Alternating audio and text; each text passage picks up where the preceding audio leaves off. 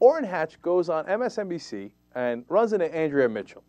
And she asks him some surprisingly tough questions that he's obviously not prepared for. This is a train wreck. It's awesome. Let's watch. You know, cynics might suggest that where did the Republicans suddenly get this religion about paying for everything? Because the prescription drug bill wasn't paid for when that was proposed under President Bush. Well, in those days, a lot of things weren't paid for, and that wasn't right. I have to admit that. On the other hand, we were trying to solve a problem for millions and millions of Americans who were unable to get their drugs. So are the supporters of expanding health care coverage. Yeah, but there's a difference between trying to help senior citizens who really can't afford drugs and doing something that affects every American in the United States of America and many people who don't belong in the United States of America, and do it in a way that even the actuaries of the current administration admit would be not only costly but put us into tremendous debt.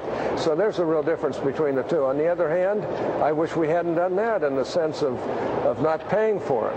But to be honest with you, what a lot of people miss is I've been in the Senate for 33 years. There hasn't been one day, except for good presidential leadership, Reagan, Bush 1, Bush 2, even Clinton on occasion, where the Republicans had a fiscal conservative majority in the Senate. There are always enough liberal Republicans to go with the all-liberal Democrats that we've never been able to really get things paid for. Oh, please, spare me. Oh, no, it was the liberal Republicans that were causing the problems?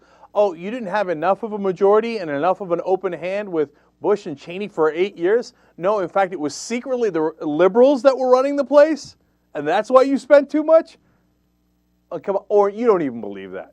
Okay, there's no way you believe that. And in the beginning, he screwed up and he just admitted it. He's like, oh, yeah, we didn't give a damn about spending back when we were in charge. But it's the liberals' fault anyway. The liberals' fault my ass. And then did you hear his weak-ass excuses there? That was awesome. He's like, well, we were covering millions and millions of people. And Andrew Mitchell's like, yeah, they also cover millions of people. They're like, but they cover more people. And it's no, one was senior citizens and the other one is everybody.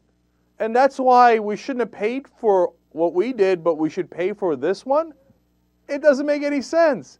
And then finally, in the middle there, he threw in a lie anyway. He said, even his own actuaries agreed that this creates more debt. That's not true. Even the nonpartisan actuaries at the Congressional Budget Office say that this reduces the deficit, the latest version of health care reform.